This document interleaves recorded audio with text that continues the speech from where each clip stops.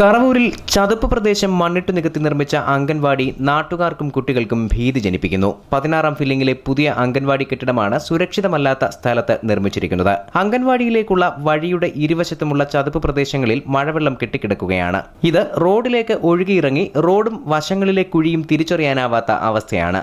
നിർമ്മാണം കഴിഞ്ഞ് 1 വർഷം പോലും തികയാത്ത അംഗൻവാടി കെട്ടിടത്തിന്റെ അവസ്ഥയും മറിച്ചല്ല. ചുവരുകൾ തകർന്നിരിക്കുന്നു. കൂടാതെ കെട്ടിടത്തിനോട് ചേർന്ന് 10 അടിയോളം ആഴമുള്ള ഒരു കയവും മുന്നിൽ മുളങ്കാടും. ഭീകരമായ ഈ അന്തരീക്ഷത്തിൽ പ്രവർത്തിക്കുന്ന അംഗൻവാടിയിലേക്ക് പ്രദേശത്തെ കുട്ടികളെ വിടാൻ രക്ഷിതാക്കൾ തയ്യാറല്ല. മാസം 200 രൂപയോളം മുടക്കി അല്പം കൂടി അകലെയുള്ള കറവൂരിലെ ഒരു അംഗൻവാടിയിലാണ് കുട്ടികളെ ഇപ്പോൾ വിടുന്നത്.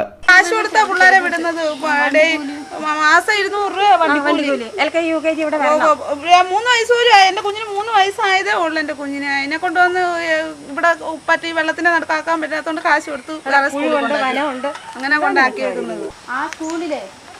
ആ സ്കൂളിൽ പോകുന്നോണ്ട് പിള്ളേർ ഇപ്പൊ പഠിക്കുന്നുണ്ട്. അക്ഷരമെല്ലാം പഠിച്ചു. സ്കൂളായിരുന്നു. ഇപ്പൊ അവിടെ 2 പിള്ളേർ സ്കൂളായതുകൊണ്ട് എല്ലാവരും അങ്ങോട്ട് പറഞ്ഞു വിട്ടു, കറവൂരോട്ട് പറഞ്ഞു വിട്ടു.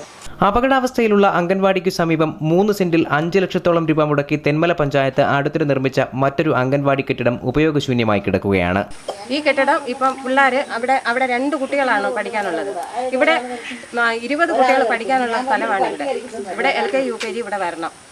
അത് കൊണ്ടുവന്നേ പറ്റൂ. ഇത്രയും നല്ലൊരു കെട്ടിടം ഇവിടത്തേക്കുന്നത് അത് മൊത്തം ചോർന്നൊലിച്ച് കുട്ടികൾക്ക് പഠിക്കാനും ഇല്ലാതെ കടലിന്റെ നടുക്ക് നിൽക്കുന്ന ഒരു കെട്ടിടം അവിടെ നിൽക്കുക. പഞ്ചായത്ത് അംഗം, പ്രദേശത്തെ ഒരു സ്വകാര്യ വ്യക്തി എന്നിവരുടെ സ്വാർത്ഥ താൽപര്യം മുൻനിർത്തിയാണ് തെന്മല ഗ്രാമപഞ്ചായത്ത് 2.5 സെന്റ് ഭൂമിയിൽ 7 ലക്ഷത്തോളം രൂപ മുടക്കി ഈ ചതുപ്പ് പ്രദേശത്ത് അംഗൻവാടി നിർമ്മിച്ചിരിക്കുന്നത് അത്രേ. ഇവിടെ ഇപ്പോൾ ആകെയുള്ളത് 2 കുട്ടികളും ഒരു ടീച്ചറും ഒരു ആയയും മാത്രം.